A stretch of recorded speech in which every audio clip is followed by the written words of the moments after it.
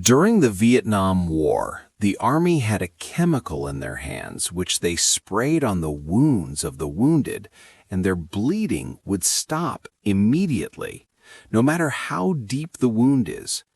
This chemical saved the lives of thousands of people, and you will be surprised to know that this chemical is found in every house today. Welcome to my YouTube channel once again. Viewers, there are many things that are used in daily life which were not invented for any purpose, but by mistake.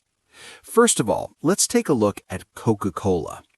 Who knew that once the sword would leave the world's most famous soft drink?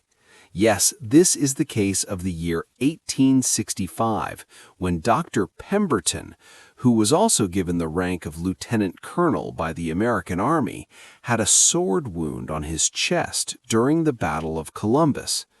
This wound was so painful that Dr. Pemberton started using morphine.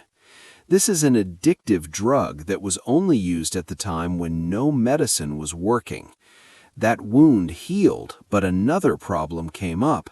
He was now addicted to morphine, and he wanted to get rid of it.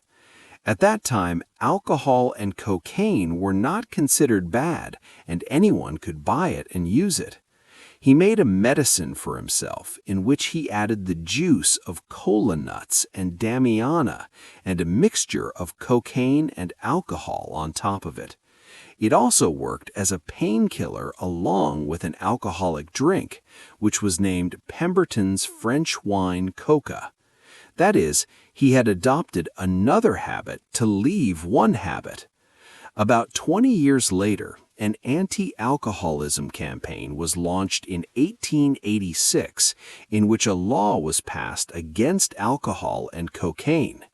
The owner of the local pharmacy store told Pemberton that he would now have to remove alcohol and cocaine from his French wine coca. For this purpose, Dr. Pemberton did some experiments in which he made a syrup with the mixture of only cola nuts and coca leaves. He would do various experiments to test the pharmacy store owner, but by mistake, he also added carbonated water to the syrup in one experiment. The pharmacy owner liked it so much that he advised him to sell it not as a headache, but as a refreshing drink. Now, because this drink was made by mixing cola and coca leaves, it was sold as a refreshing drink by giving it the name of Coca-Cola. The world's first Coca-Cola was sold for only 5 cents, and Pemberton knew that one day this national drink would definitely be made. Because of his illness and bankruptcy, he sold his drink formula to the famous business tycoon Asa Griegsgander for only $238. Today, Coca-Cola's market value is $260 billion, which is about 22,100 billion rupees. Do you know that during the Vietnam War, there was a chemical that saved the lives of thousands of wounded soldiers? Doctors used this chemical as a first aid and sprayed it on the wounds of the soldiers, which would immediately dry the wounds and stop the bleeding. This chemical was none other than superglue, which is present in every house today. And the most interesting thing is that superglue was also invented by mistake. During World War II, the biggest problem for the soldiers was that when they fired with their guns, the target did not hit the right place. To solve this problem, the U.S. Army needed a target that was made of completely clean plastic so that everything could be seen through it easily. To make this clear plastic, a team of chemical engineers was hired, including Dr. Harry Coover. In the process of making clear plastic, they made a chemical that was more adhesive than necessary. This chemical, called cyanoacrylate, could not be used to target guns. 9 years later, in 1951, Dr. Harry Coover was working in the Kodak Company when some experiments were being done to make the canopy of the jet engine, that is, its cover. On this occasion, Dr. Harry Coover once again introduced cyanoacrylate in front of him, but this time, too, this chemical was rejected due to being excessively adhesive. Coincidentally, at that time, the refractometer of another chemist of Kodak was broken.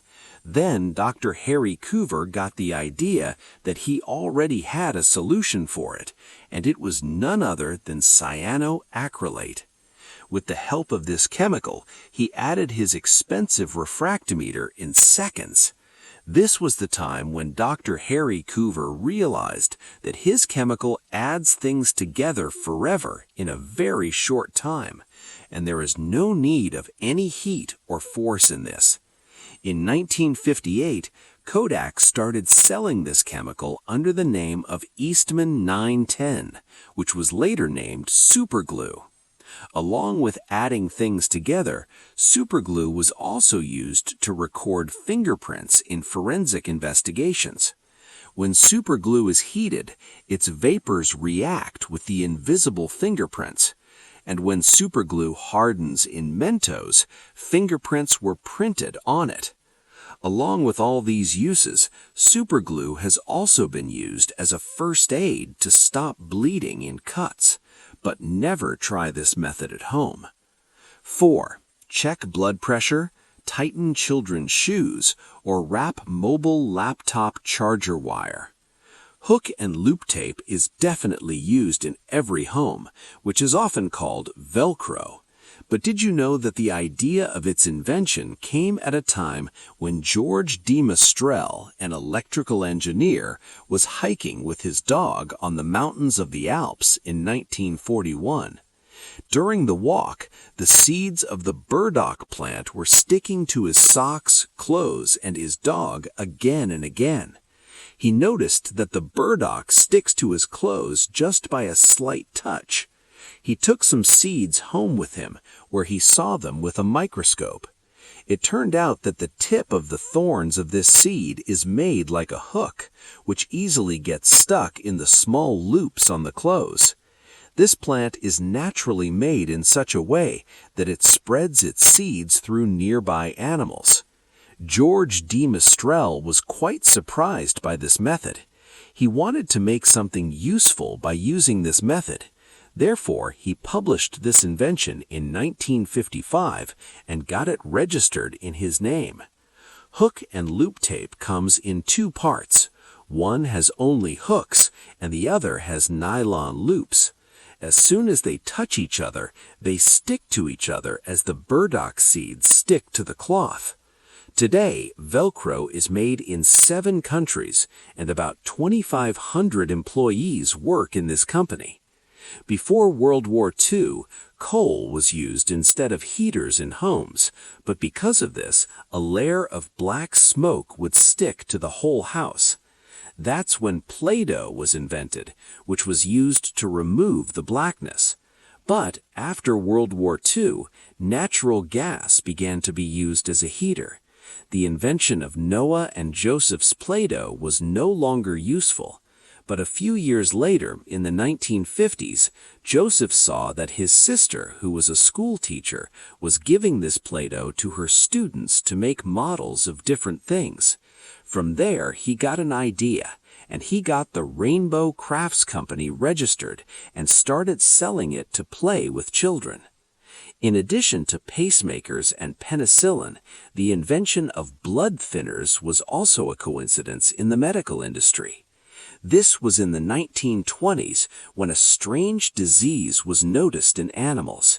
In this disease, they began to have internal bleeding, which also killed raw animals. Research found that their blood has become very thin from eating a special fungus that settles on the grass.